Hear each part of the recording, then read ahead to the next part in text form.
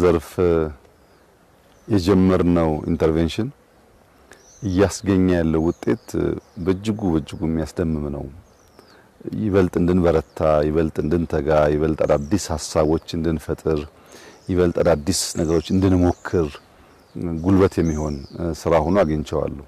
ያ ሁላችሁም እንደምታስታውሱት ኮሮና እስከመጣበት ጊዜ ድረስ የበጋ እርሻ የበጋ ስንዴ ኢትዮጵያ ውስጥ የተለመደ አልነበረም።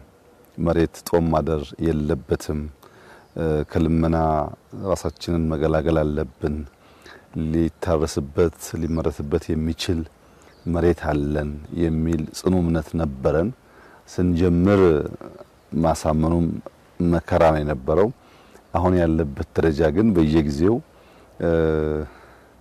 በራሱ በውጤቱ ባስገኘው ውጤት ብዙሃንን እያሳመነ አስደማሚ ደረጃ ደርሷል። እንግዲህ ስንዴ የዛሬ 5-6 ዓመት ኢትዮጵያ ከውጭ የምታስገባ ብቻ ሳይሆን አነስተኛ ምርት ካላቸው ሀገራት ተርታ የምትመደብ ናት።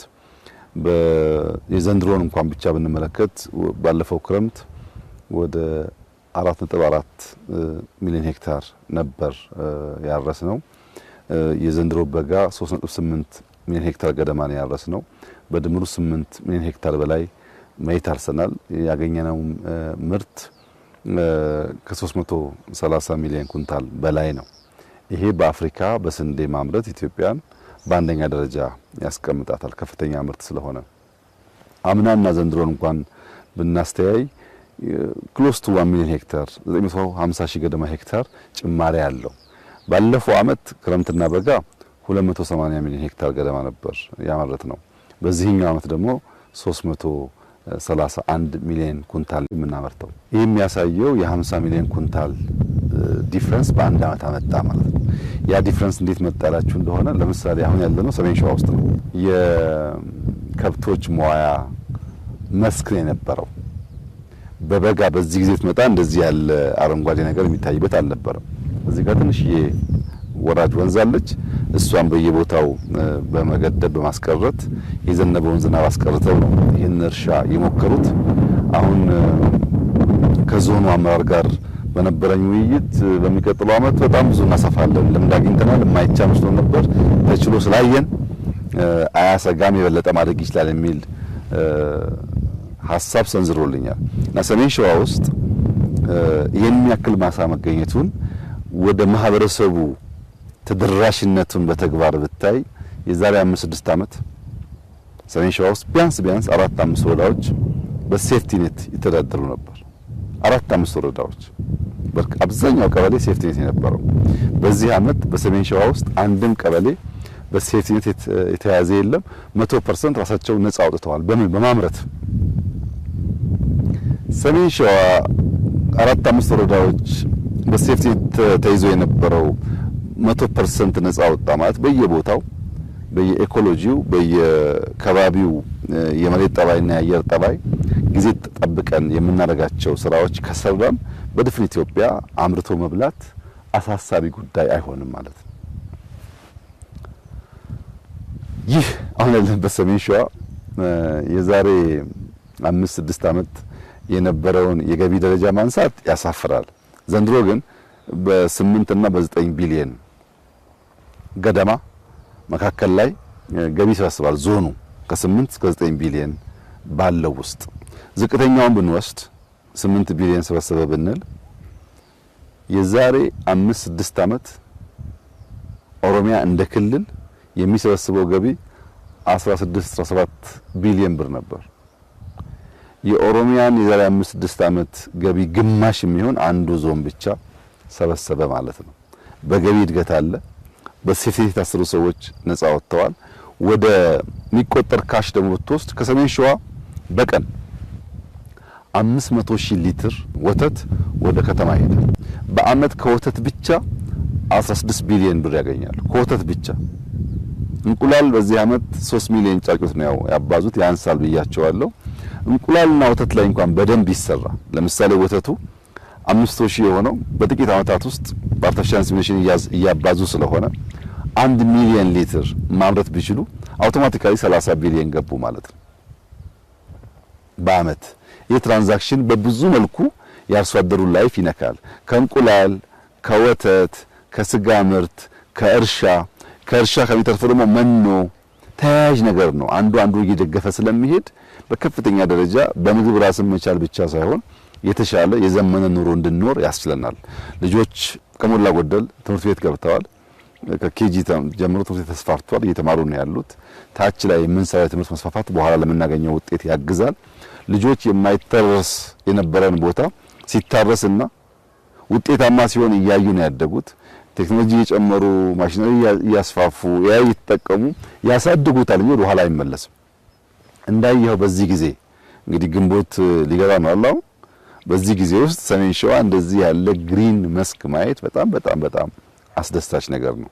ሀገሩን፣ ወቅትን፣ ጊዜን አውቆ ለሚያይ ሰው የሚሰጠው ትርጉም ቀላል አይደለም። እንደዚህ አይነት ማሳ በዚህ ወራት ውስጥ መኖራቸው የበለጠ ብንገድብ፣ ውሃ ብንቆጥብ፣ ኢሪጌሽን ብናስፋፋ፣ ፓምፕ ብንጠቀም ድፍን ኢትዮጵያ ምን ሊሆን እንደሚችል ያመላክታልና የበጋ ስንዴ በአፍሪካ ውስጥ ከፍተኛ አምራች እንድንሆን ማስቻሉ ብቻ ሳይሆን በሴፍቲ ተይዘው የነበሩ ዜጎቻችንን ነፃ ያወጣ መሆኑ ብቻ ሳይሆን ኢንካም እያሳደገ ነው ያለው። በጣም ትናንሽ ወጣቶች በጥቂት ጊዜ ውስጥ ብድር ተበድረው አሁን አንደኛው 10 ሚሊዮን ገደማ ደርሻለሁ ነው የሚለው በወተት በስጋ በእነዚህ አይነት ስራዎች ማለት ነው።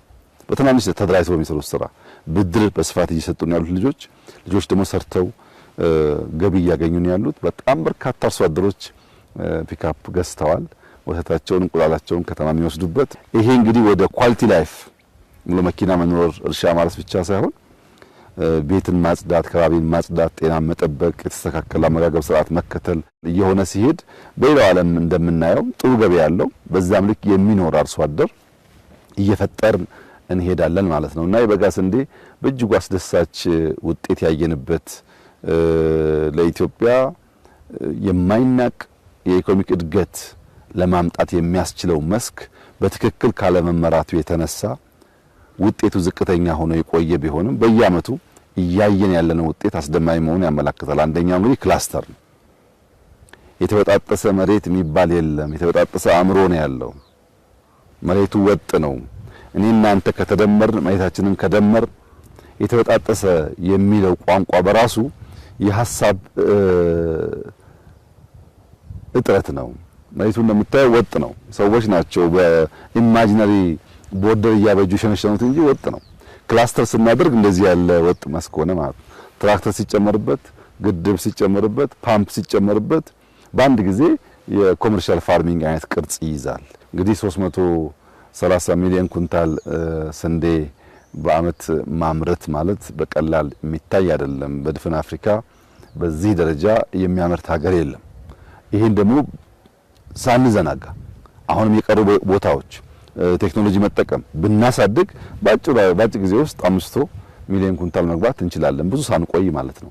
ያን ለማድረግ አሁን አርሶ አደሩ በግብርና ሴክተር ውስጥ ያሉ የግብርና ኤክስቴንሽን ሙያተኞች የዝናብ ወራትን ሲዘንብ ከዝናብ መሸሽ ሳይሆን ያንን ዝናብ እንዴት አድርገን እንደምናቆይ የሚያስቡ አመራሮች፣ አፈር ለመንካት ጭቃ ለመንካት ማሳ ውስጥ ገብቶ ለማየት ለማገዝ የሚተጉ አመራሮች የተፈጠሩ ሲሄዱ ምርታማነት ያድጋል።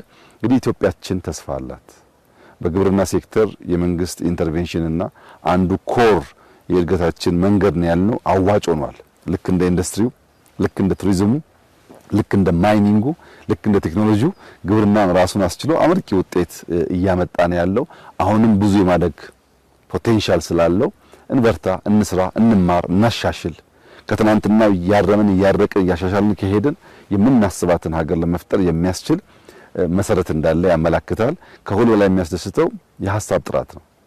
መድፈር፣ መሞከር፣ መፍጠር፣ ከፈጠርን በኋላ መፍጠን፣ ማሰናሰል፣ ለትልቁ ነገር መጓዝ የሚለው ህልማችንና እሳቢያችን ፍሬያማ እየሆነ ነው ያለው። በዚሁ እንድንበረታ፣ እንድንሰራ፣ እንዳንቆም በጥረት በልፋት በላብ ብቻ የሚገነባ ሀገር እንድንመሰረት ልጆቻችን ስንጥር ስንለፋ ስንተጋ እንዲያዩ ከዚያ የሚገኘውን ውጤት በጋራ ሃርቨስት ማድረግ እንድንችል ያንን ባህል መለማመድ ማሳደግ ያስፈልጋል። ሁሉም ቀን መጠቀም አለብን።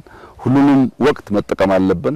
ለማምረት፣ ለመልፋት፣ ለመስራት፣ ለማምረትና ከዚያም ለመብላት ብቻ አይደለም ለማብላትም ጭምር ለመርዳትም ጭምር መጠቀም ይኖርብናል። በዚህ መንገድ የባህል ለውጥ፣ የአስተሳሰብ ለውጥ፣ የአሰራር ስርዓት ለውጥ፣ የወርክ ኤቲክሳችን የተቀየረ ሲሄድ እንዳያችሁት የሚያስደስት ማሳ የሚያስደስት ውጤት ኢትዮጵያ ውስጥ ማየት የተለመደ ይሆናል። ዛሬ በሰሜን ሸዋ ባየሁት ስራ በእጅጉ ደስ ብሎኛል። ይሄ በሁሉም ዞኖች እንዲስፋፋ በሁሉም ዞኖች እንዲበራከት መጪው ክረምት ከፍተኛ ስራ የሚጠበቅበት ሲዝን ነው። ለዚያ ሁሉም አርሶ አደሮች፣ የግብርና ኤክስቴንሽን ሙያተኞች የተሰናዱ የተዘጋጁ እንዲሆኑ አደራ ማለት ፈልጋለሁ። ዓለም ያለችበት ሁኔታ የምናልፈው የምንሻገረው በልማት ብቻ ነው።